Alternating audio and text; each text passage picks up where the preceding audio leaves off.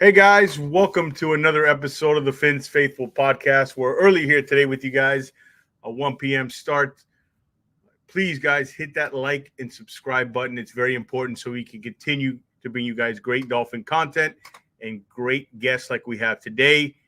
It is never too early to talk draft, especially the quarterback position, and as it relates to Miami Dolphins with the uncertainty of Tua Tagovailoa in his future. And to do all that, I have Ryan Roberts, NFL draft analyst and college football analyst from A to Z Sports. Ryan, how you doing, man? Thank you for hopping on.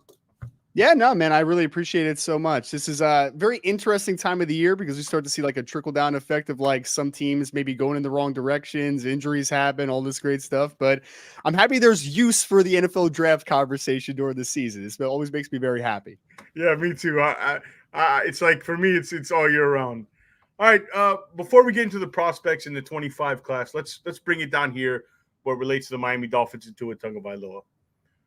We know all that circulating around him with the injuries and stuff, but I'm curious. Back in the 20 draft, how did you evaluate Tua in that class, and kind of how have you seen his evolution? And is this about the quarterback you thought you see in the NFL?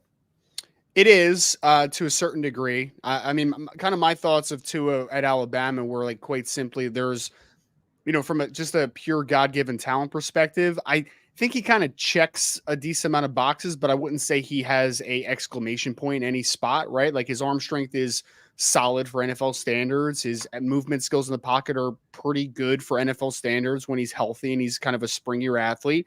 He's got a pretty strong frame for the most part, even though he's a little bit of a shorter quarterback. But my one quote about Tua coming out of Alabama was quite simply, I think he'll at least be a solid to good NFL quarterback if the injuries, if he's able to stay healthy, right? Like that's always been the biggest thing about Tua because he's got a smaller frame. He's a guy that, whether we're talking about the hip or we're talking about the shoulders or like whatever. I mean, he's had obviously a couple injuries when he was at Alabama, and it's continued now to the head injuries while he's been a part of the Miami Dolphins. So it was always about health to him. But George, like I thought that he was a really high floor prospects. I mean, for the lack of a better term, I know that that's something that we throw out a lot and nobody really expands on what that exactly means. For me, it is, I didn't think that Tua was going to bust in the NFL based upon his talents as a football player. The bust factor came from, can he stay healthy? And unfortunately, we're going to keep having that conversation, especially when we're talking about, a substantial head injury and a recurring issue with head injuries. So he's a good player in the NFL when he's healthy. That's what I thought he would be. But the injury conversation is obviously something that we're still having the conversation about. Right. And then that's why we're having the conversation with, 3-4 months ago, I didn't think we'd be having this conversation with the Miami Dolphins, even though I think they probably should have, when he had the first series of concussions, brought somebody into the draft. But, my just real quick, my take on Tua is, he's a good quarterback. I agree with your assessment. My question is, where's the cap of the ceiling? That I don't know. And that's take away the head injuries. I still didn't know that. Right.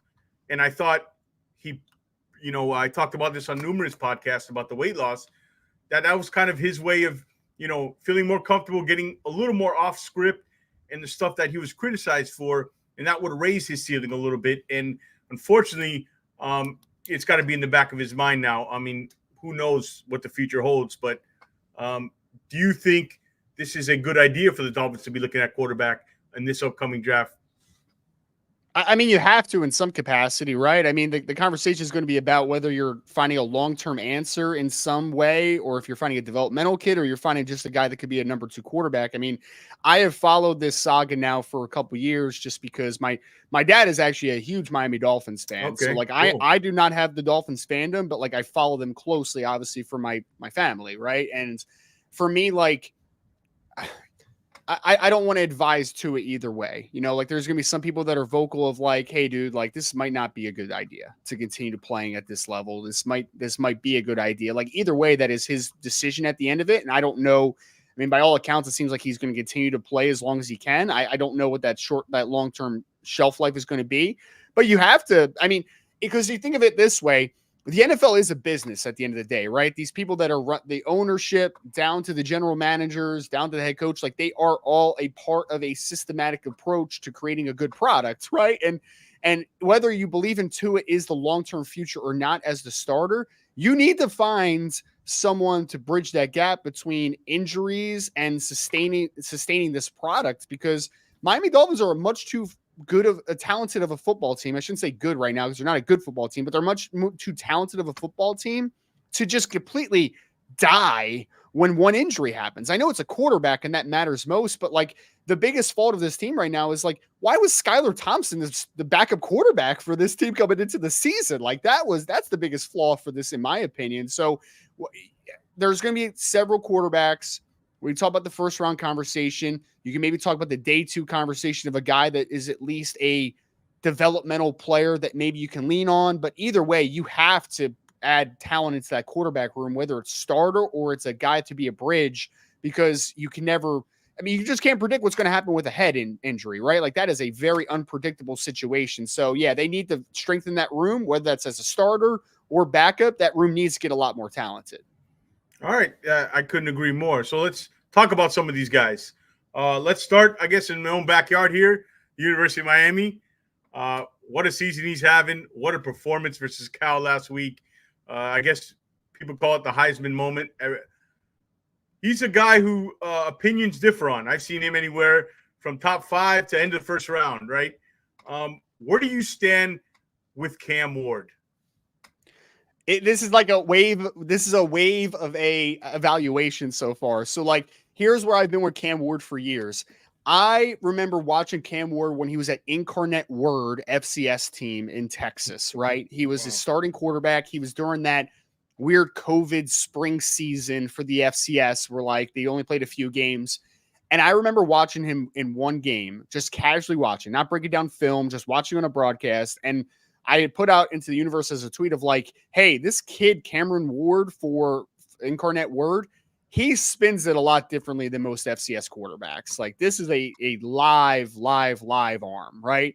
So he kind of became at that point like the really talented player on the small level that I wanted to watch all the time. Like I just wanted to watch more and more Cameron Ward.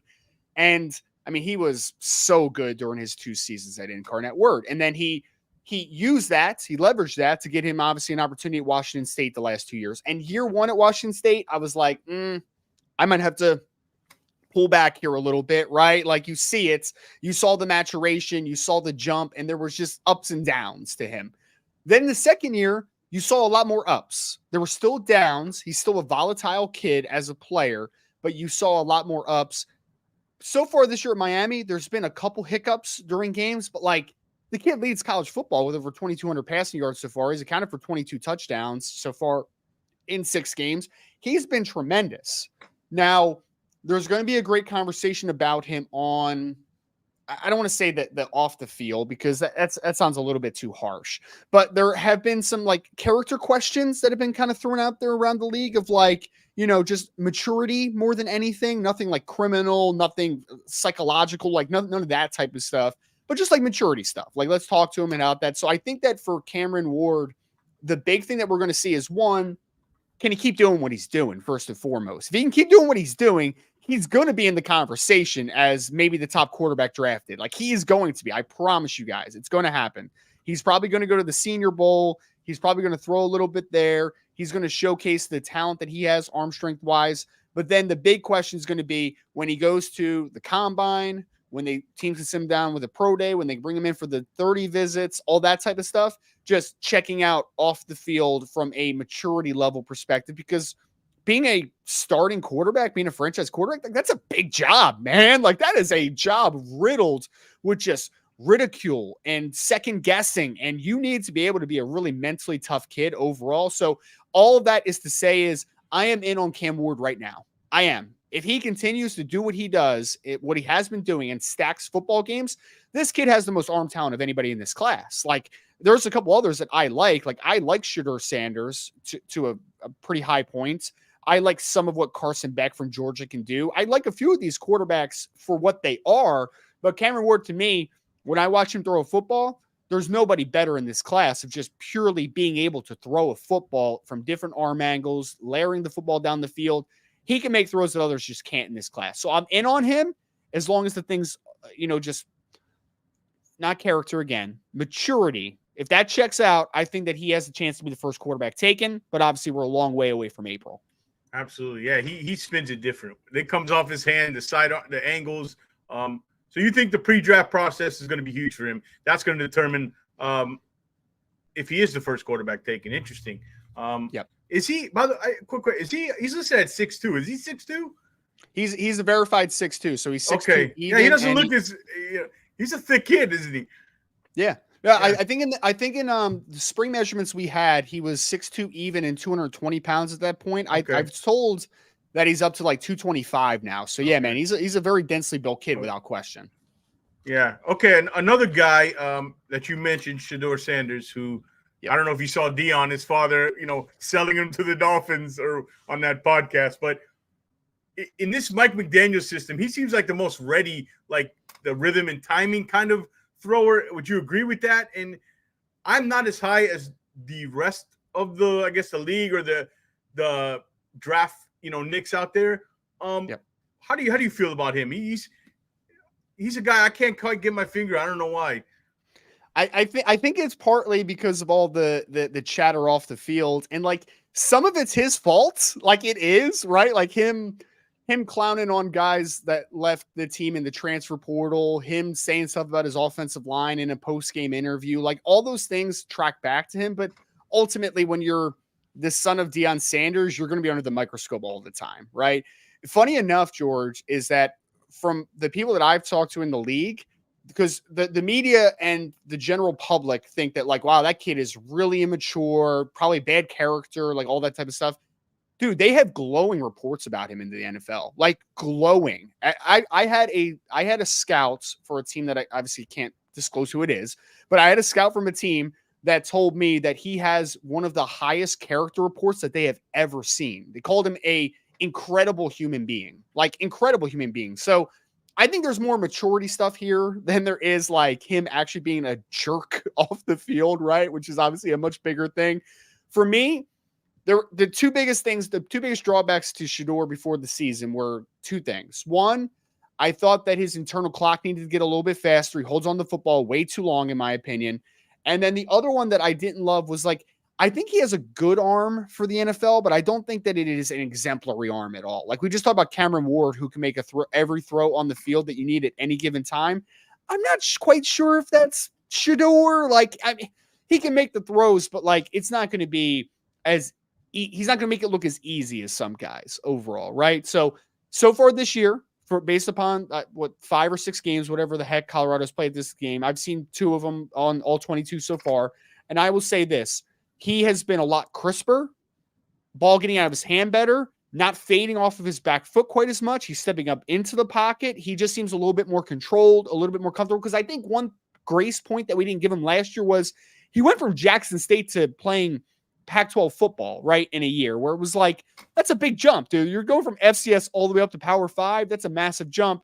So he had some good in 2023. He had some bad in 2023. He's been a lot more consistent. He's been a lot more controlled. So if you ask me this question of how many quarterbacks would I be okay with being drafted in the first round, just in a vacuum, Shedeur would be one of them. Now, I'm not Shedeur top 5 guy. I'm not even sure I'm Shedeur top 10 guy, but I do like a lot of the growth I've seen from Shedeur Sanders. I think that he has had a tremendous year so far, and he has grown in the spots that I think that I needed to see him most. And like I said, I think that the NFL is a lot higher on the character than maybe the media will be. So I like a lot of what I've seen. I do have some questions of ceiling with Shedeur Sanders. I think the floor is pretty good. I think that he'll play football in the NFL and maybe be a solid to good starter. Is he going to be an elite guy? Is he going to be a guy that is just, the dude that nobody has questions about from a year-to-year perspective? I'm not really 100% sure about that, but he has certainly shown a lot of improvements this year. Yeah, it sounds like we're talking about another quarterback that the Dolphins drafted a few years ago. All right. What are your thoughts on his fit in this offense? Is he one of the guys you think fits the most with the Mike McDaniel system? He is. He's one of it would be a short list and he would definitely be on it because like one of the coolest things about him is he's really smooth. I wouldn't call him explosive. Like he's not an explosive kid. Like I don't think he's going to ever be a major running threat, but he's really smooth in the pocket. He's really smooth off of play action and he can throw on the run, right? So like in Mike McDaniel, I know the traditional world of Mike McDaniel, I haven't watched a ton of Miami this year, but like he majors in the outside zone scheme, right? And from a running perspective, and Shedeur Sanders working play action off of outside zone, working the short mesh, getting the ball out of his hand quick. Like he can do a lot of that stuff really well. So yes, in a vacuum, I think in that McVay, Shanahan system, the McDaniel system, I think that he would be a really good fit because he's really smooth in and outside the pocket. And obviously there's a little bit of movement based throwing that you have to do in that type of system. Yeah, absolutely. All right, guys, whoever's watching on X, guys, come over to YouTube. Please smash that like, subscribe to the channel. It's really important to keep us going and bringing you guys this content. Keep going with the quarterbacks. Let's talk about a guy who everybody at the top of their list, Carson Beck. And he's had an underwhelming year, to say the least. Do you see this Carson as a guy who, as the draft gets closer, he moves up more, or as far as the pre-draft process, or do you think he's one of those guys that might we talked about the top 5 or even number 1 overall, but ends up going a little later in the draft? I think it's going to continue to trend down with Carson Beck, unfortunately. He brings a good floor to the table, but for just some context, a lot of NFL teams had second-round grades on Carson Beck coming into the year. I think that we were kind of projecting forward a little bit of like he was the cleanest player in the preseason, right? Like there were major questions about Shedeur. There are major questions about Carson Beck. There's major questions about Jalen Milroe. There's major questions about several guys in the preseason. There weren't that many questions about Carson Beck because he's closer to his ceiling than those other guys are, right? Like he just is that type of dude. But I don't think the NFL is going to be as high on Carson Beck as some people think that they are. Like me personally, I wouldn't draft him in the first round. I just wouldn't. I just see too many limitations with him. I think his arm is solid to good for NFL standards. I think he throws a good ball. I think he's accurate, and I think he's on time for the most part. But the minute that something breaks down, and we've seen it already at Georgia this year. Yes, Georgia's wide receivers are not as good as they were last year. Losing Brock Bowers and Ladd McConkey was not a good thing. Who would have thought, right? Like, of course, it's not going to be as good. But the big thing is when there's pressure, when there is maybe a offensive line misstep in communication and there's a free runner, all those types of things, I just don't think Carson Beck's athletic enough or mobile enough to be able to get a team out of pressures, out of trouble. So he can be a good player inside of a structure. Like if he ended up being Kirk Cousins, I wouldn't be shocked. And if he is Kirk Cousins, there's nothing wrong with that. That's a good quarterback in the NFL for a very long time. But I just don't know if with the ceiling that he is and the uncertainty against pressure, I just don't know if I would draft him in the first round. So 6'4" and 1/8, 220 pounds, solid arm, has played a decent amount of football now being a 2-year starter. Like there's a lot of good about Carson Beck, but in today's game where you need to be able to work outside of structure a decent amount, I just don't think he does enough of that, man. Like I just don't think that he's that type of player. So I have cooled a lot on Carson Beck. He was my quarterback 1 in the preseason, but I even said in the preseason, that's kind of by default right now. Like we're waiting on a couple guys to rise in this draft. Carson Beck's the guy we're comfortable with, but I don't think that he hasn't been comfortable this year because the offensive line's not playing as well as it did last year, and the wide receivers aren't as good. And I just don't think that he's an elevator of a team. I think he can be fine in a specific situation, but I think that lack of elevation is not. I mean, I would just no way in the top 10, but I probably wouldn't draft him in the first round either.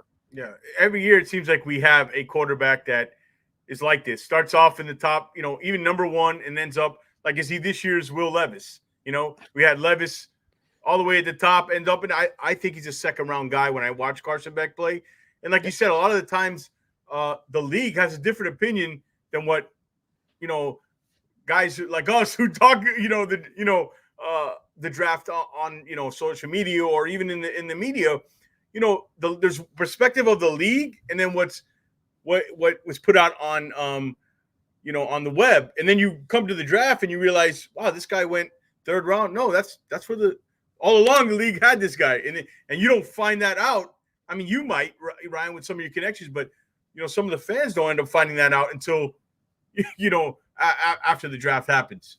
Yeah, well, it's funny enough and I can disclose this obviously since we're way past the preseason at this point, but from the one service, Blesto, that does a lot of the spring grades for the NFL, there was only one quarterback with a first-round grade this year, and that was Shedeur Sanders. He was the only one that had a first-round grade. Other than that, it was like mid-second-round grade on Carson Beck, mid-second-round grade on Drew Aller from Penn State. Like, there just wasn't a ton of great quarterbacks in the preseason. Like we were waiting on guys. Luckily for us, while I still don't think it's a great quarterback class, Cameron Ward's played a lot better. Jalen Milroe's played a lot better. Shedeur Sanders has played a lot better. Jackson Dart has even played a lot better for Ole Miss. So like some guys are trending upward, which is going to be great for the draft. But I mean, yeah, you're absolutely correct.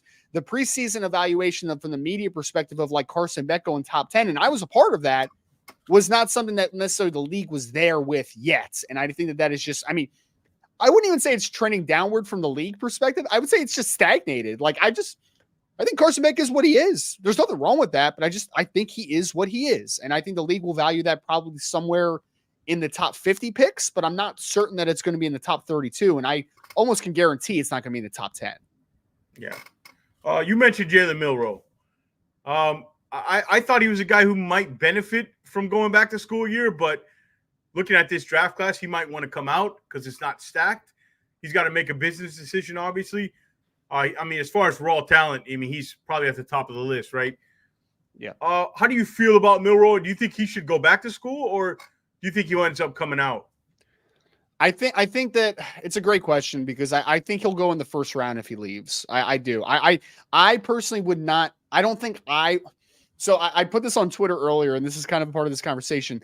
There are some players every year that you really like the talents, but you would probably just rather another team draft them to take the gamble, right? And that's Milroe for me. I see it. I see a universe where he is Lamar-esque, like not Lamar, but like in that vein. I see it, but I'm very hesitant on him. I am. There's just I think he's a little bit mechanical as a thrower. Has he been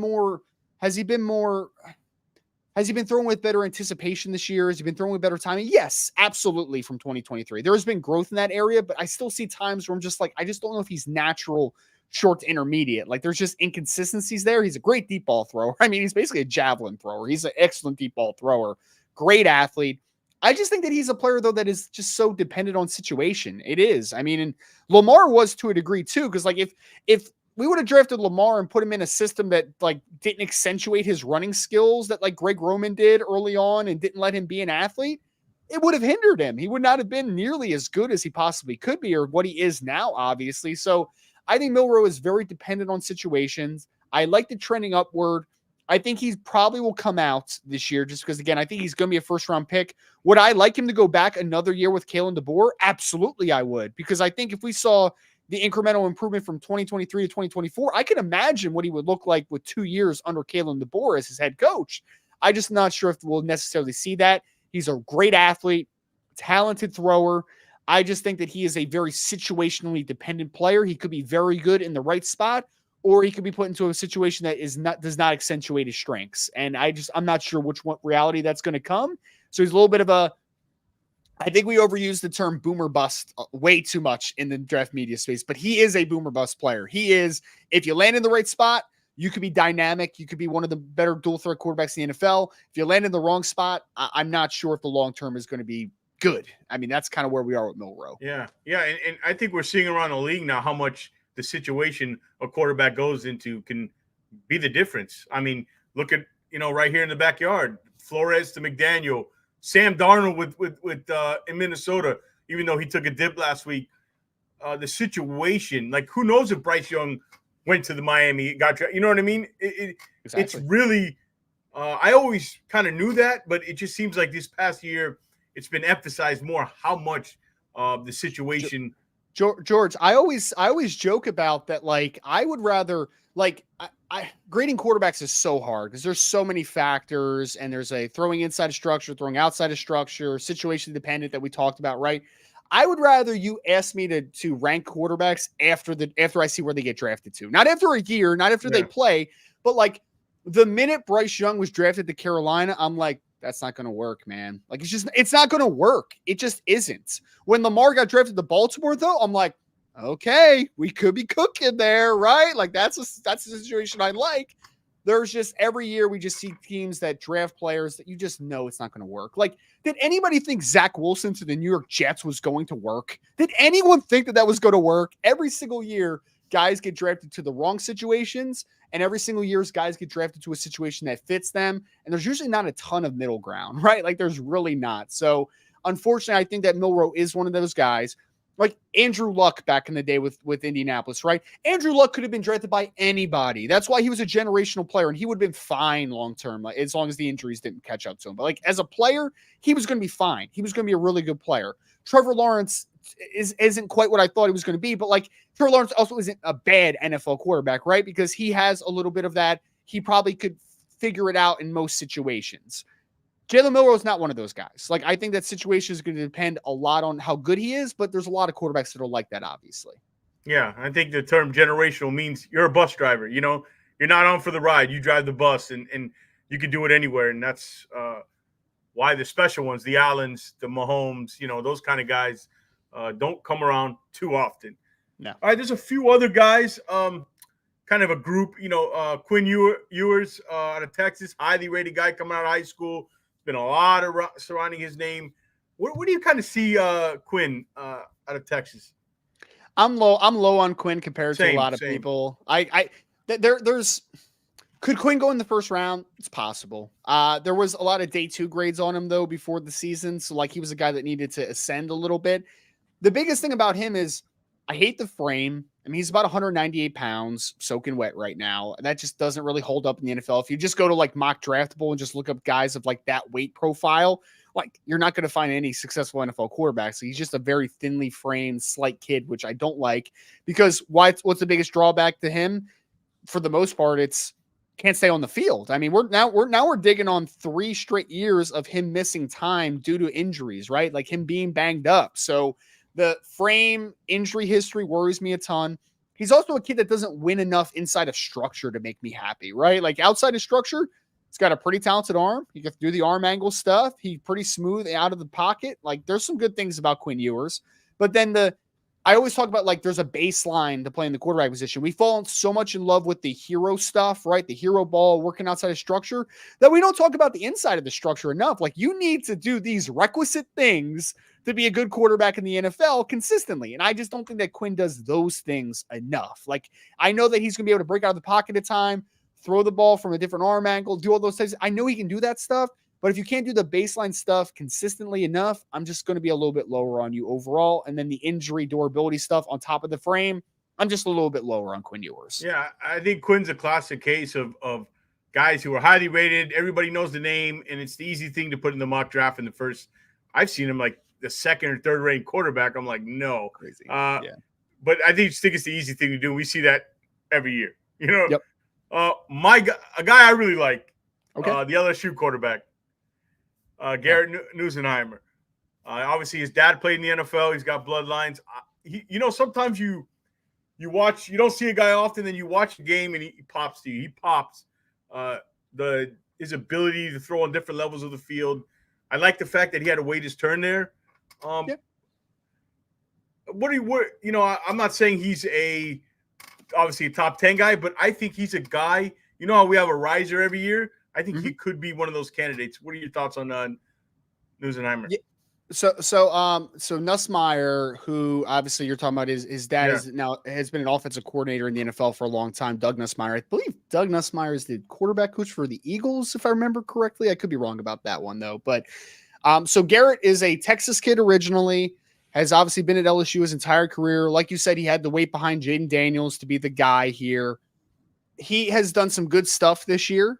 I think he is absolutely a candidate to go back to school, though. I think he could get lost in this class a little bit for a couple reasons. One is I just don't think he's as physically gifted as a couple of these guys. Like I think we'll get a little bit more excited about the Jalen Milroes, obviously the Cameron Wards. Like those guys are going to be a little bit more exciting to talk about because Nussmeier's, he's listed at 6'2". He's about 200 pounds. He's a kid that needs to put on a little bit more weight. I just think that he's athletically not obviously in that tier of a quarterback compared to a couple of those guys. So, and I think that he will go back to school because I've talked to a couple people around the NFL and there's a lot of day 3 grades on Garrett Nussmeier right now. So I understand why people want to talk about him because LSU's had obviously you had Joe Burrow a few years ago, then you have Jalon Daniels the last couple years, who's obviously lighting up the NFL with the Washington Commanders. But I just think that Nussmeier is going to be more of a 2026 NFL draft conversation. I would actually be kind of surprised if he left early. Okay. Yeah. I was wondering if you would, I just think always when you don't have a class that's that top heavy, they might consider it. I just liked it. I think he'd fit well in the system down here with Mike McDaniel. I really liked him, but that's interesting. Well, then hopefully, in the 26th, you see him as a guy who eventually can rise up, a top 10, top 15 pick, something like that if he continues.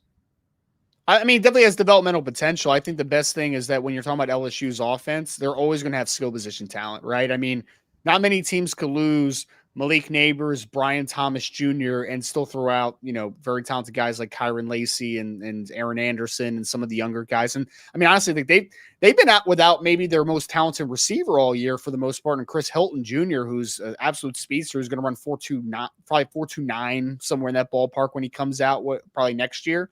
But yeah, I mean, I think another year in the system, they made a offensive coordinator switch. Mike Denbrock left for Notre Dame, and then Joe Sloan took over as the offensive coordinator. So I think a second year, same coordinator situation, wide receiver room, what LSU always has. I think that would be a very advantageous situation for a rise for him because, I mean, LSU I feel like they just grow wide receivers on trees, man. Like every single year they have a couple guys. I mean, literally we went from Jamar Chase and Justin Jefferson, and a couple years later, we're talking about Malik Neighbors and Brian Thomas Jr. Like, absolutely ridiculous the amount of wide receiver talent that team's had. And Dolphins passed on both of Jefferson and Brian. We don't talk about that. We don't talk about that, man. We'll get to the Dolphins drafting at the end here.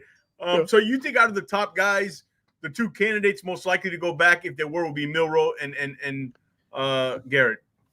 I think Garrett will definitely probably go back to school. I would be surprised if he didn't. Other than that, I mean, Ewers is going to be in this class. Milroe has another year, so he's a candidate, even though I think he tends to probably lean going to the NFL. So, yeah, but I would kind of put it that way because Carson Beck's obviously going to leave. Cameron Ward doesn't have eligibility left. Shedeur Sanders doesn't have eligibility left. So, yeah, I think in a vacuum, that's probably the two that make the most sense to go back. Right. And another guy who my brother's been banging the door, he tells me, oh, man, this other Jalon Daniels, Kansas. And I saw him play. I was like, does that work in the NFL? I'm not sure. It doesn't. So I guess quickly give me I kind of already get an idea of how you feel about him, but yeah, kind of give me your thoughts on the Kansas quarterback. So unfortunately for him, his production has gone completely the opposite direction because Antti Koltanecki, who's a great offensive coordinator and was at Kansas, he's up at Penn State now with Drew Aller and those dudes, right? So they're doing some pretty good stuff up in Happy Valley. But for me, Jalon Daniels is a really good schemed college quarterback. Like that's what he is to me, right? Like he's a pretty good he's a good athlete.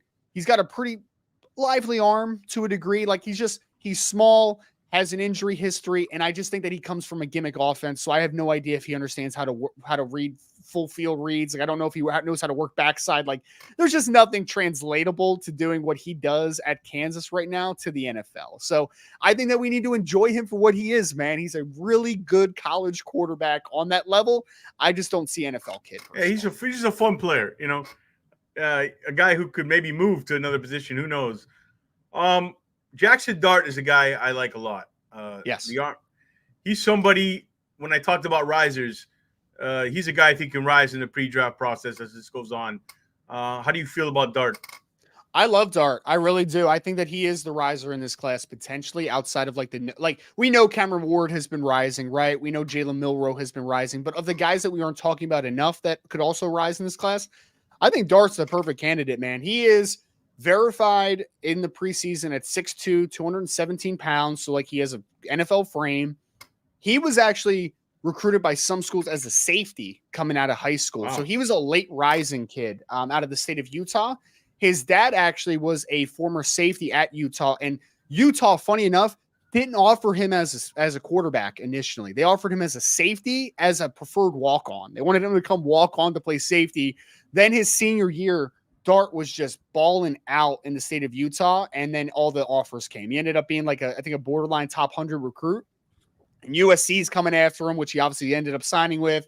All these West Coast schools, for the most part, were coming hard after Dart as a quarterback. And then we obviously started off at USC. Now he's at Ole Miss. There's always going to be questions of translatability from that system that Lane Kiffin runs because it's a great college-based system, but it's very simplistic on reads. It's something that's really going to stress you as far as like making full field reads, like that type of stuff. But he's 6'2", 217. He's going to test really well. He's going to run in the 4.6s for sure, maybe high 4.5s. Like, he is a really good athlete. I think he's accurate, and he's tough as nails, man. The game that really sold me on him was last year in the bowl game against Penn State. Penn State beat the ever-loving you-know-what out of him, and he just kept getting up, man, and kept staying in the pocket, wasn't fading off his back foot, staring down the gun barrel. Like, he's the toughest quarterback, I think, in this class. Like, he is just nails in the pocket. The thing that's the drawback, though, which is why I think there might be slight limitations to how high he could just rise, is his arm is fine for NFL standards, but it's not great, though, either, right? Like, you could see when he's in the pocket, especially like when you watch all 22, like, it does take a lot sometimes to hit some of these deep outbreaking routes, right? Like, I just don't think that he has a great arm overall. I think it's very average for NFL standards, but he's a good athlete. He's tough as nails. I think he can be a developmental starter long-term, but I think for sure he's going to be a really good backup, if nothing else, for a long time. So I like Jackson Dart quite a bit. I really do. Is he like a Desmond Ridder prospect? I think he's better than Desmond Ridder, so Desmond Ridder, for context, he went in the 3rd round to the Atlanta I'm just saying Falcons. That kind of range you think is where. Yeah. I think he's more of I think he'll probably go top 64. So I think he'll be a top 2 round guy. I think he probably is more of a 2nd round guy than a 1st round guy in the end, because he had okay grades in the preseason. He was like a 4th round type of grade. So I think that he can rise to being an early day 2 type of player. I don't necessarily think that he's a guy that is a definite starter early on in his career, but like, if you told me 2 to 3 years from now that Jackson Dart was a solid starter in the NFL, I wouldn't be shocked. I think that he has the makeup to do it. It's just, again, like, finding the right situation is going to be very important for him. Yeah, we talk about guys who don't have, just an okay arm, but a guy who doesn't, Drew Aller out of Penn State. Tell me that he's going to work in the NFL. He's huge. You know what I mean? Yeah. He's a polarizing guy, right? You walk in the lobby, he's going to walk in meeting rooms, and they're going to be sold right on the handshake by looking at him, because some teams are like that. What are your thoughts on Aller? Just watched him the other day, man. I want more. Like, if we go back to one question that you had earlier, who's a guy that should go back to school? Drew Aller should go back to school. Like, he 100% should, but I'm not sure he will, because, like I said before, I think Bledsoe had him as the 2nd highest graded quarterback in the preseason. Wow. So could Drew Aller go in the 1st round? Yeah, I think he could. I wouldn't do it, but I think he could go in the 1st round. He is 6'4 plus. He's 240 pounds. He's going to run pretty well. He's probably a 4.7 flat or better type of kid at that size. I mean, he's a nice athlete. He's got the strongest, just pure arm strength RPMs on his ball. He's probably got the strongest arm in this class between him and Cam Ward. Like, he has a rifle for an arm, and he's been better this year. He has. Like, he's been better in 2024 than 2023. George, I'm just watching the old 22, though, and I'm just like seeing easy concepts in front of him, staring down wide open receivers, and just not letting it loose. Like, I'm not sure he sees the game incredibly fast, and his accuracy is just so up and down, man. Like, there are some, like, he might have 3 perfectly thrown footballs in a row, but then he's going to have 3 to 4 that are just like wide and outside in the dirt. Like, his accuracy is just all over the place. So, incredibly gifted player. He will absolutely be overdrafted by a team if he comes out this year. Like, someone will overdraft Drew Aller. I can guarantee that. But, man, I would really like him to go back to school, because he's working with an offensive coordinator that I love, and Andy Koltanecki. I don't think the wide receivers have been great for Penn State this year. So if they're able to get some maybe portal receivers, freshman receivers, whatever it is, a little bit of development there, and they were able to really hone in on him next year, I think he could be a real player in 2026. But I think that he is a candidate to rise, obviously, in this class, because he has all the tools. I just want to see more. Every time I watch him, I'm just like 15 for Penn State. I'm just like, I just want to see more. Like, I literally write it down, and I'm kind of old fashioned with scouting. So I have a notebook where I just jot down notes, right? Like, that's how I am. And every single game that I've watched at Penn State the last 2 years now, I next to number 15, just need to see more, need to see more. It's not there yet. And there's going to be a question here of, sometimes you do eventually see more, right? Sometimes it clicks, but then sometimes a guy just kind of stagnates and they are what they are. I'm not sure which one Drew Aller is yet, so I would love him to go back to school. I'm just not sure if that's the decision he's going to make. Yeah, for some reason I can't get. I know they're not the same, but Christian Hackenberg out of my head, man. You know, Dude, unfortunately, there are some parallels there. yeah, It's really sad to say, and I know it's a little bit of helmet scouting because they're both for Penn yeah. State, but like the inaccuracy, it's very similar. It is, and they both have similar frames. Like there is something there. I hope that that's not what Drew Aller ends up being eventually, but like, yeah, there are definitely some similar concerns if we're talking about Hackenberg versus Drew Aller. Yeah. It's cool. It's funny you say you write your notes down in a notebook. I mean, I started this podcast. Not I don't know if you know that on the audio version, and I started in the draft. I went through every position. I put a top Nice. 100 board out. I do the work. I've been a fan of the draft since I was a kid. So that's cool. It's somebody else who fills their notebooks up. It's great now because sometimes I do like scouting notebooks when we get to draft season and stuff. Oh, cool. It's great now because with an iPhone, you can take a picture and you can literally copy and paste the words from a picture now. So I don't have to just like transcribe everything. You know what I mean? It's great. It's so easy nowadays. So yeah, man, I'm not a Google Docs guy for the scouting stuff. Like I need a hard copy, pen to paper. Like that's pen to paper, and I think your eyes do the best. Forget the analytics and all that. Your eyes do the best work. Absolutely. Guys, scouting is an art, not a science. I've been on record of that for several years now. It is an art. Yeah, couldn't agree more. Guys, we're live on X and on YouTube. We have Ryan Roberts from the A to Z Sports. He's a draft analyst there, as well as a college football analyst. Please, guys, like the video, subscribe, share this broadcast to help the channel. All right, Ryan, give me some of your guys that you like that we haven't talked about. A few guys that you want to mention, and maybe some late round sleepers in this class. Yeah, I mean, you mentioned Jackson Dart. I'm kind of pulling up my list. I have a nice little spreadsheet here if I can pull this up. But yeah, I mean, Jackson Dart's one of my guys. Like, I think that he is a guy that could rise tremendously in this class. I just think he's got kind of that makeup to him a little bit. We mentioned one guy that I'm really interested in, and it's probably a 2026 conversation because of just kind of the injuries he's been going through. But like, I just watched Connor Wigman this past week finally come back against Missouri, and he looked great, man. He really did. I was really hesitant on him in the preseason, and obviously that hesitation has been proven correct because he got injured again. It's going to be a wild conversation because I mean I think he's started now 12 football games and he's missed a lot of time, man. Like he really has, but he's 6'3", 220 pounds. He has a good arm. He had a disastrous performance week 1 against Notre Dame, but like outside of that game, of the games he started, he's looked pretty good in a lot, right? And he just did what he did obviously against Missouri, that their defense isn't as good as they were in 2023, but like they still have a couple NFL defenders. Like it's not like an awful defensive unit. So I'm just I have my tabs on him a little bit just as far as if he's able to stay healthy the full year from here on out. Is he a guy that still fiddles with the early declaration, or if he's a 2026 guy? But he's certainly interesting, but he would be in that bucket of like Jackson Dart, Connor Wigman is kind of guys that I just kind of keep close tabs on each week. Yeah.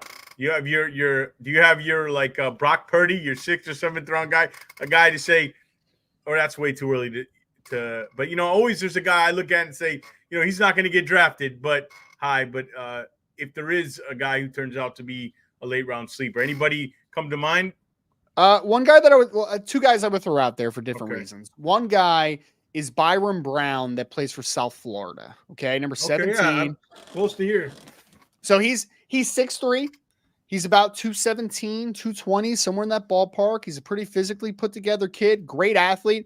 The arm, as far as the passing, he's got all the tools, but he's just very up and down. Like it's just not there yet. So he's probably more of a 2026 guy. But here's the thing that's interesting is that some NFL services did grade him this offseason, even though he's only a redshirt sophomore. So there might be at least be the conversation of like if he will come out and maybe be somewhere a day 3 developmental guy. I don't think that's wise for him, obviously, but just a guy to keep tabs on, obviously. But my guy, as far as like late round dude that could surprise, is Curtis Rourke from Indiana, who some people might know because his brother Nathan Rourke was a great player at Ohio and has been a CFL legend for what he's played there. But he's had like a cup of coffee in the NFL for a bit, his brother Nathan. But Curtis with a K was also at Ohio. He is now playing at Indiana, and he's playing great football, man. He really is. Like, they have stuff working at the University of Indiana right now, obviously with the coaching change this offseason. 6'4", 230 pounds, big guy, strong arm, but like pretty decent athlete for as big as he is. Like he's definitely a pocket-based kid, but he can move a little bit. So if there's a late round sleeper, a guy that I would want on my football team that could surprise folks down the line, I think it would be Curtis Rourke from Indiana, formerly of Ohio, a Canadian kid. Okay, cool. Well, I'll have to write those names down. And I'm familiar a little bit with the South Florida kid because he's not too far from here. Yeah. If I told you, give me your top 3 of this class right now, how would you rank it? Because I've tried to put it together and it changes for me constantly. It's like you said, there's this wave that keeps happening. Mm-hmm. So for me, I know the top 2. I'm not sure what the order is yet. I'm actually my plan was actually next 7 to 10 days to go back and regrade quarterbacks starting now. All right, don't spoil it then. Don't spoil it then. Oh no, we can spoil a little bit. I know the top 2. I just don't know the order. Cameron Ward and Shedeur Sanders are going to be the top 2. Like those are the top 2 of players that I've evaluated since being in season. Like those are the guys for me. After that, number 3, it could be a couple different guys. Like I've already talked about Jalen Milroe as a guy that I'm a little bit hit or miss on. Carson Beck, I think, doesn't have much of a ceiling, but like quarterback 3 for me is going to be between Jalen Milroe and Carson Beck of guys that I have seen. So top 2 for sure. We're going to have Shedeur. We're going to have Cameron Ward. Not sure of that ordering, but quarterback 3, I think it's going to be a little bit of a battle between guys like Milroe and Carson Beck. Okay, cool. And I think this year, there's going to be a lot of quarterback needy teams going in this offseason because the free agency and trade market doesn't look good. So how many quarterbacks do you think might end up? There's going to be some overdrafted. How many do you think end up? If you had to guess, I know we're early, and hopefully we'll talk again before the draft. But how many do you think go in the first round? If you had to guess, I would guess. So I think there's only 2 that should go in the first round at most, but I think 4 is the number right now. I think it's 4. I would get. I mean, if I had to guess too, I would say the Cameron Ward, Shedeur Sanders, Jalen Milroe, and then one of a Drew Aller or somebody in that vein will go in the first round. So I'll say it's going to be 4 quarterbacks in 2025. Okay, wow. And this class, we always quarterbacks get pushed up. Yes. Look at last year. That's why with Nix and Penix and McCarthy. Unfortunately, McCarthy got hurt. He did look good, but I always tell people be cautious with preseason. So it's a different game. Skylar Thompson looked great his rookie year in preseason. Oh man. So did what was that?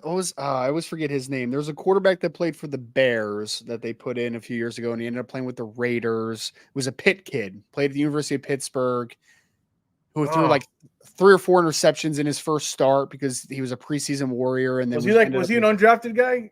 Nah, he ended up getting drafted. I think he was like a mid-round guy. It's going to come back. But yeah, it was a Pitt kid that the Bears drafted. He started a game, threw like 3 or 4 interceptions, and then he kind of became a meme a little bit, and then he ended up with the Raiders at one point, I think. But yeah, I'm gonna look. I was trying to look it up. Yeah.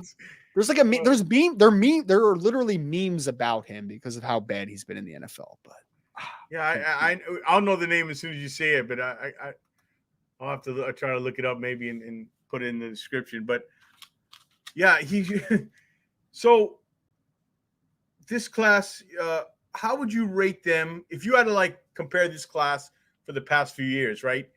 Mm-hmm. I would assume none of these guys rank ahead of any of the guys last year or maybe even the year before. How would you kind of rank this class? I guess the top guys compared to like last year or even the year before that. It's not a great class. I would say that it's not as bad as the Malik Willis draft, right? Like that draft a few years ago with Kenny Pickett and Malik Willis, where Kenny Pickett was the top quarterback drafted. But it's got okay depth to it though, which is good, right? But like top heavy wise, it's not nearly as good as last year. It's just not. It probably the last couple years, but it is the worst since the Kenny Pickett draft, but I don't think it's as bad as that. Like, I just don't. I think that it is better than that class. Like, we're not talking about an EJ Manuel draft. We're not talking about a Kenny Pickett draft. Like, it's better than those drafts, but it is definitely one that it leaves a little bit to be desired, to say the least, right now. Okay. Nathan Peterman found it. No. Buffalo Bills drafted him. That was my fault. Not Chicago. Yeah, I was looking at it. Oh, Peterman. Yeah. He's awful. I just found it. He's awful. Preseason warrior. Yeah. Oh man, he's so good. And then he threw like 4 interceptions in his first start. Like, okay. I always say it's like preseason. You can't go by that. It's like September baseball. Don't get fooled. at the end of the year when guys are playing well. All right, so let's move on, I guess, from, actually, one more question about this draft. Quickly, an overview. Yeah. The Dolphins are going to be looking in the trenches, interior, probably interior offensive line and defensive tackle. I know the two Michigan kids, Mason Graham and Kenneth Grant. Yes. How do you look at this quickly? Just a quick overview of the interior on the both sides of the ball this year. I mean, interior defensive line might be the strongest position in this draft. Like, corner is excellent in my opinion. Running back is bananas depth wise, but like the interior defensive line, I mean, Mason Graham, Deion Walker, Dante Corleone, Tyleik Williams, Howard Cross, Kenneth Grant, Shamar Turner, DeMonte Capehart, like Jay Toya. Like, it is a crazy amount of depth in the interior. So interior defensive line, because I know, I mean, people were talking about that all last offseason for Miami, at least from conversation that I had, obviously, with like Christian Wilkins moving on, right? As far as like getting a little bit more interior defensive line help inside. So, yeah, this is a year if you need an interior defensive line, if you need defensive line in general, like this is the year. Like, even if you need edge help, because I know Jalen Phillips is dealing with what he's dealing with now again. So, yeah, defensive line, good year to need it. Interior offensive line is not a bad class. I think that the saving grace to it is because like it's a below average offensive line class in general. But the good thing is that some of the top offensive tackles that people talk about a lot of the NFL teams that I've talked about like view some of those guys as interior offensive linemen. Like they do. Like there are some questions of like Kelvin Banks from Texas, if he's an interior offensive lineman or if he's a tackle. Will Campbell from LSU is another guy that some people view as an inside player. So there's going to be a few guys I think move inside that is going to strengthen that class, but it's still an average interior offensive line class. But interior defensive line class is very good this year. Yeah, that's a good point because the Dolphins, Greer's MO is he likes to draft premium positions. He won't take an interior guy. Cough, cough. Graham Barton last year. We won't talk. We'll talk about Greer in a second, but I think as far as the interior, what about the Tyree Cooper kid out of Alabama? He's eligible to come out, right? How do you? Is he the top guard? Oh, Tyler Booker. Yes. Tyler Booker, not Cooper. Yeah, sorry. I was like, is that an interior defensive lineman? No, yeah. Tyler Booker. No. Tyler Booker. Whatever his name is. Tyler Booker is a heck of a football player. I like him a lot. He was my second ranked interior offensive lineman in the preseason. One thing I wanted to see about him was to put off a little bit of the bad weights. He was up over 350 pounds last year. I thought it kind of hurt his flexibility a little bit at Alabama. But this year I was told that he's down into the 330s, and he looks great. Like, he looks a lot more explosive. Foot quickness has been plus. Lateral mobility is better. I mean, it was good last year for being 350-something pounds, but, like, we got to the point, George, where I'm like, why are you 350-something pounds? Like, you don't have to be 350-something pounds. Be 330-something pounds, and you're still powerful as all heck. So he's a guy I like a lot. Jonah Savanea out of Arizona is another guy. We're talking about interior offensive lineman. He plays tackle mostly for Arizona, but he's a guy that I think the NFL is going to kind of view as an interior offensive lineman. I really like Savanea a lot out of Arizona. But yes, Tyler Booker, Savanea for me are the two top guards in this class as of today. All right, cool. So moving on from the 25 class, I want to take it off the field to the Dolphins front office. You being analyzing stuff as more of a national perspective, sometimes down here we tend to evaluate things in a little bit in a vacuum, and we get kind of lost in our own little bubble here. How do you view that when you think of the Dolphins in draft? How do you think teams or like the national views them, the national perspective, if we pull the lens out, how they view Chris Grier and the Miami Dolphins? And maybe what are your thoughts on the last year's draft class?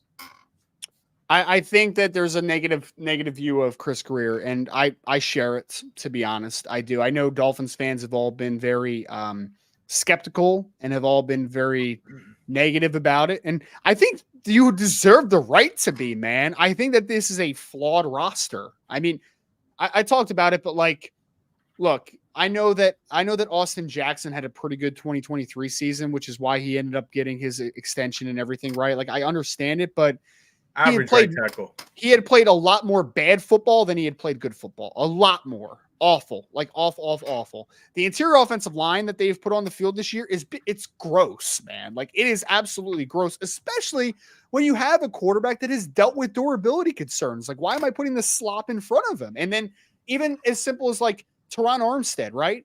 Teron Armstead's a great player typically when he plays, but the problem is that he's going to miss several games every single year. So why is the quality of depth on the offensive line not better? Like, I just don't understand.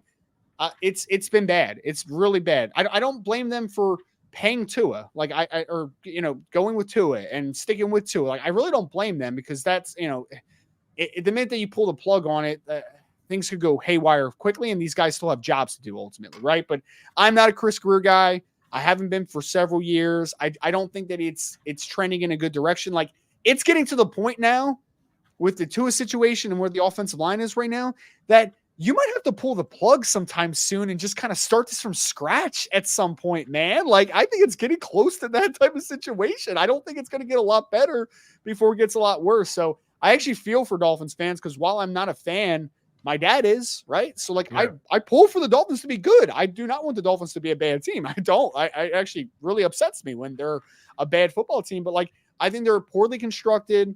I think that the drafting has been really bad. I mean, we could talk about Noah Igbenogany. We could talk about Austin Jackson. We could talk about, and I like Jalen Waddle a lot. I had Jalen Waddle really highly drafted. I would have taken Penei Sewell before Jalen Waddle. Just would have, like flat out. I just would have drafted Penei Sewell. I just would have. And I was on record that time.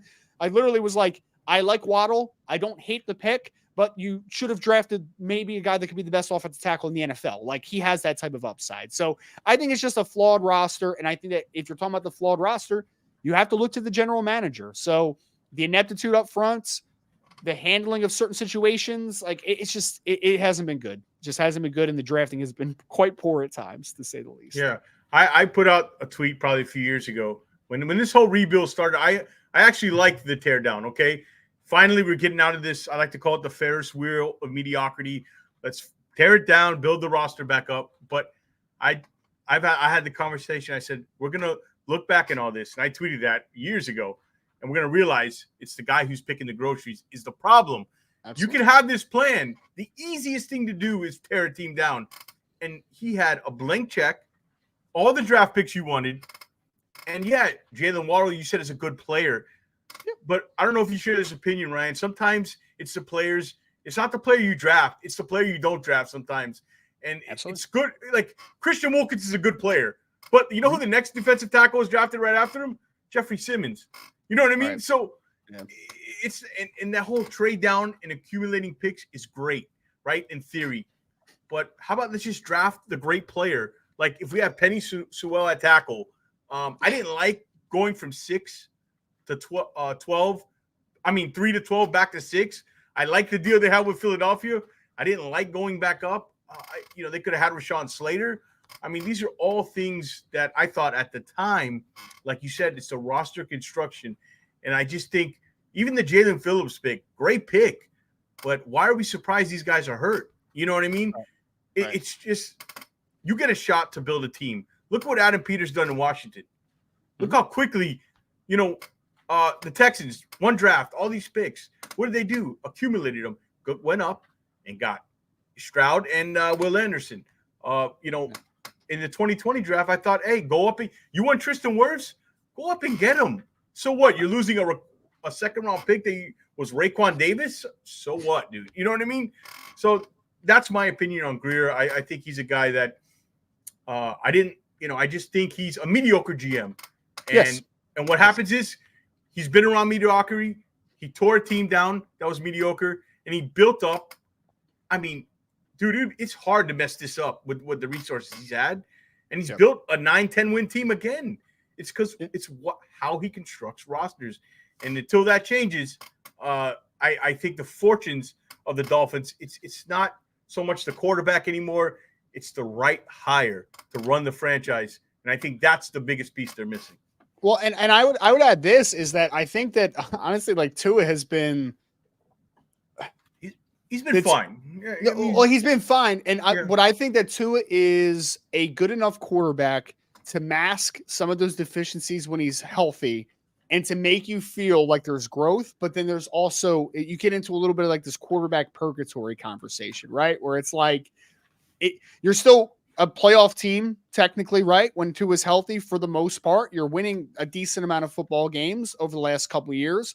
But then you look at it and then you're also like, but are they close though? Right? Like, are they close to winning a championship? Even last year, like Miami was fun to watch last year, but I felt like you watch Miami a lot more than I do. And you break it down a lot more than I do. Yeah. But last year, I think was a perfect example. I felt like every bad team they played last year, they killed. They just destroyed them.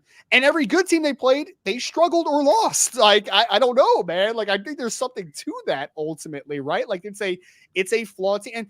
And again, I don't, everyone misses in the draft space, but like, I think it's more of a valuation to an evaluation conversation. Like, look, you went out and got Tyreek after Jalen Waddle, right? Which, Tyreek is one of the best talents we've seen at the wide receiver position in what X amount of years, right? But like, I have an offensive line issue, and there is a blue chip offensive lineman on the board, and you could argue that Jalen Waddle was a blue chip wide receiver, and I'd be fine with that. I thought that Jalen Waddle was tremendous coming out of Alabama. I liked him a lot. I had a very high grade on him. You go with the offensive tackle though, right? Like, you just do. That's a more valuable position. I know that wide receivers are getting paid bananas money right now, but if I have a bad offensive line, the wide receivers don't matter that much. I have Jalen Waddle in fantasy right now. And trust me, man, like the deficiencies up front and at quarterback right now, I got to sit him down in fantasy sometimes, Sue, because he's just not going to accumulate enough fantasy points because you can't give him enough touches because your team stinks. I mean, like, it just is what it is, right? So, yeah, that's anytime that you kind of what's the best word for this? I think there's also times where people reach for players because they get desperate. And I think that that's what Austin Jackson was. There was a run on offensive lineman, and then he was like, I need an offensive tackle. Like, I need to find one. And it's like, dude, Austin Jackson was a second-round player at best. Yeah. Like, at best, he was a day two player. And that's how he's played. That's how he's played. He's fine player. I think middle-of-the-road average right tackle. And I hated that pick at the time, and I said, this is what I'm talking about. You just started the rebuild. Why are we going for a premium position? Because you think it's like they had this planned out already. They were going tackle. And you get in trouble. You said it best. The teams that do that get in trouble. Who was on the board? Jefferson was on the board. Imagine. That was the year Jefferson came out, was it? Or was that 20? I think so. I think that was the year Jefferson came out. I mean, and I could name so many other circumstances for when the Dolphins have done that. But, this is my favorite one. I'm not trying to open up wounds. I'm not trying to open up wounds. I love draft stories, man. Channing Tindall. Okay. Oh. I went on a Miami Dolphins podcast after Channing Tindall got picked. Who's the kid who went to Kansas City? Yes. It was. It was. Yeah. Dude, I'm yelling to my dad because linebacker was a massive need. Everyone knew they were going to pick a linebacker. I'm like, you take Leo Chenal and you run it back, baby. That's it. That's the pick. Channing Tindall. I'm like, guys, I don't a linebacker that has bad eyes. I don't know what to tell you about it, but or I could take size speed and ratio. That was it. And the crazy part is that Leo Chenal was a freaky athlete himself. He ran 4.5 something. Yeah, he was a 4.5 guy. That was one of the worst ones that I can remember because I remember talking about it on the podcast, and I had several people in the chat on that show telling me like, dude, this guy doesn't know what he's talking about. Channing Tindall's a freak and all this stuff. I'm like, dude, just wait on it. Just keep those receipts for when Chenal's a really good player and Tindall isn't. Like, I don't know what to tell you, but I didn't understand how Chenal fell that much because the measurables and you put it with the tape. I mean, you can't compare his tape with Channing Tindall. It was not even close, and it wasn't like they were that much different in athleticism. That was I still can't figure out. We'll close it with this. Last year's class, Chop Robinson, Patrick Paul. I'll give you a little background. I had Chop as my 31 ranked player, and I think I had Patrick Paul in the 70s. I'll tell you why at the time I didn't like the first two picks, and we could obviously talk about Jalen Wright or whatever, but I just thought, Chop was more of a project, and we're seeing it now, and I thought, okay, here's a guy who obviously you see the first step on tape. It's tremendous. I didn't see a variety of moves. I didn't see a guy. I don't like guys who almost do stuff, like almost make plays. And everybody was telling me, no, he gets all these hurries. I said, and he helps the other side, which is somewhat true. And I didn't think also he could play on first and second downs. The play strength, he's not there. And that's kind of what I'm seeing in the NFL so far. And don't get me wrong, I think you can use him. I've noticed with Chop, he's real good at stunts, rushing in the A and B gap. That's where he really excels at with his explosiveness. But I wasn't a huge fan of that pick. I would have went Barton at that time, or even I would have went. That's for example, you didn't need a corner, but when you have those two young corners, Arnold and Mitchell on the board, you take them. you take him. Or even Nate Wiggins. I mean, Nate there was a Wiggins, few. You take him. Or even if you wanted to replace wide receiver, you want to replace Tyreek, you can't get any better than Worthy. You know what I mean? Or sure. And Brian Thomas Jr. So yes. And then we go in the second round. And when they said Patrick Paul, my head went down. I watched a lot of tape of the tackles. Wasn't a fan. No. The hand placement, his hands would always be. Now he gets away with it because, dude, the guy's longer than my street. His hand placement's always outside. Horrible hand placement. Yeah. And I thought he's going to get called for holding a lot in the NFL, and I don't know the technique. Yeah. Calling him a project, and I'll finish on this. Calling him a project, guy who's 24 years old, 5-year college guy, all right? Some of the issues, sometimes that's who guys are, and it's not like he wasn't coached. He was coached really well at the University of Houston. You know what I mean? It's not like these college teams have bad coaching staffs. I think we overdo that sometimes. I know Butch Berry they trust, but I was not a fan of those first two picks.